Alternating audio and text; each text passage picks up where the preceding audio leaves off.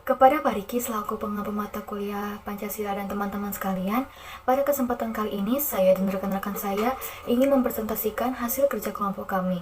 Tema dari diskusi kelompok kami yaitu ideologi komunisme. Sebelum kita memasuki tahapan penyampaian materi, izinkan saya memperkenalkan anggota kelompok. Saya sendiri Elora Jendi Gabriela Kalikis, yang kedua Marcelinus Dimas Yoga Tatako, yang ketiga Nafasya Alia, yang keempat Lina Tri Aryani, yang kelima William Gilbert Soloino. Baiklah, langsung saja kita mulai penyampaian materinya.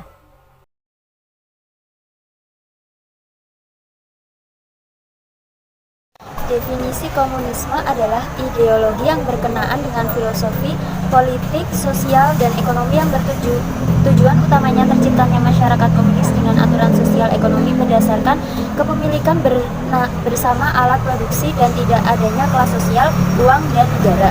Menurut Fadilah Rahmawati dalam jurnal Kritik Terhadap Konsep Ideologi Komunisme Karl Marx 2020, ideologi komunisme adalah paham atau ideologi yang mengacu pada sistem sosial ekonomi didasarkan pada kepemilikan komunal serta produksi barang, baik di lingkup pemerintahan atau kehidupan.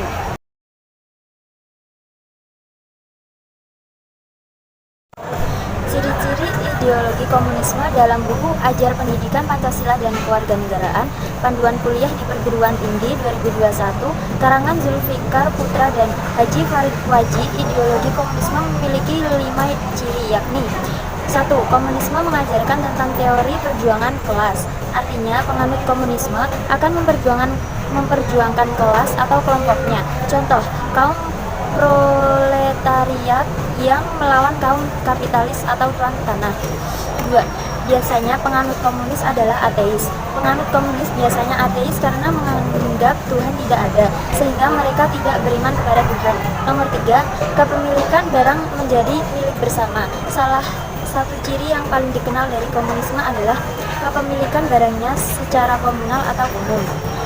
Nomor 4. Kepentingan kelompok lebih penting dalam paham komunisme. Kepentingan mengutamakan kepentingan bersama, yakni negara atau kelompoknya. Yang terakhir, revolusinya menjalar ke seluruh dunia. Salah satu doktrin komunis ialah the permanent atau continuous revolution.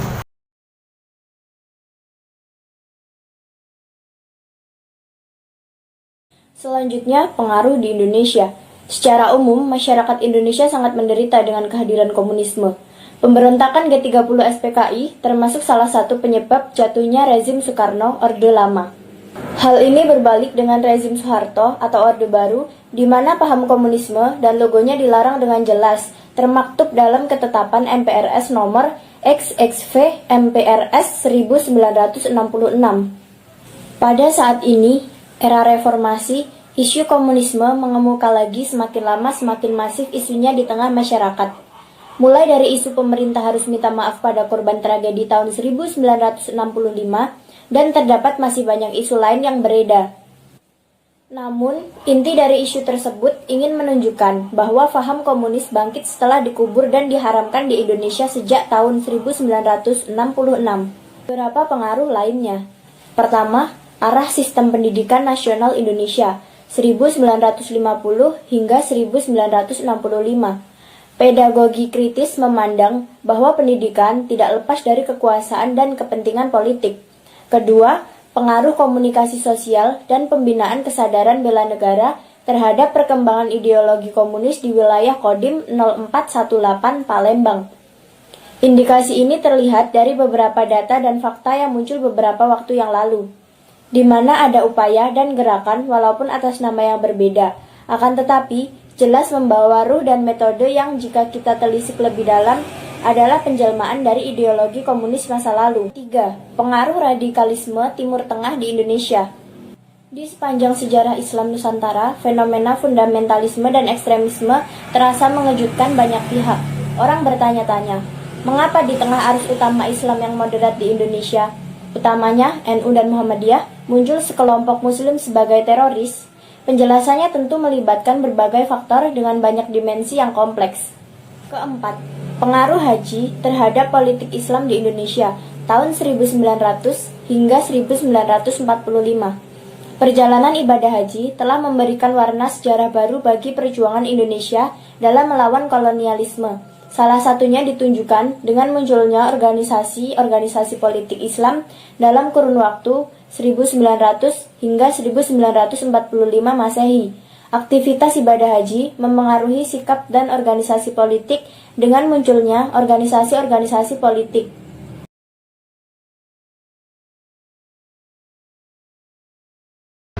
Berikut adalah keunggulan dari ideologi komunis. 1. Adanya kesetaraan di setiap individunya, sehingga tidak ada individu yang merasa lebih unggul maupun lebih lemah daripada yang lain.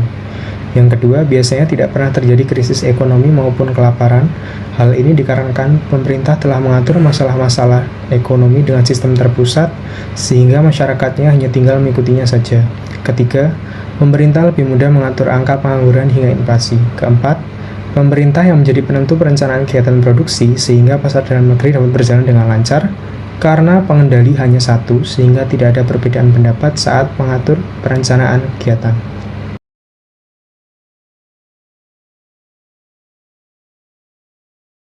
Ideologi komunisme juga memiliki dampak negatif. Di sini kami memberikan 3 contoh. Yang pertama adalah pada ideologi komunisme, hak asasi manusia tidak ada nilainya karena pemerintah cenderung otoriter atau berdasar pada kekerasan dan pemaksaan sehingga banyak masyarakat yang tertindas. Yang kedua, motivasi setiap individu berkurang untuk dapat menjadi pribadi yang lebih baik. Hal ini disebabkan karena mereka tidak mempunyai usaha sendiri. Meskipun mereka telah bekerja keras, posisi mereka akan tetap sama dengan orang lain karena adanya pembatasan pribadi sehingga rakyat tidak dapat bebas memiliki modal. Yang terakhir adalah tidak adanya kemerdekaan pribadi karena semua dianggap milik bersama di tangan negara, sehingga berkemungkinan adanya tindakan sewenang-wenang oleh pemerintah terhadap rakyatnya. Contohnya rakyat tidak bisa menyampaikan aspirasi atau tidak bisa banyak bersuara sehingga pemerintah bebas melakukan kegiatan monopoli yang tentunya berdampak sangat merugikan rakyat.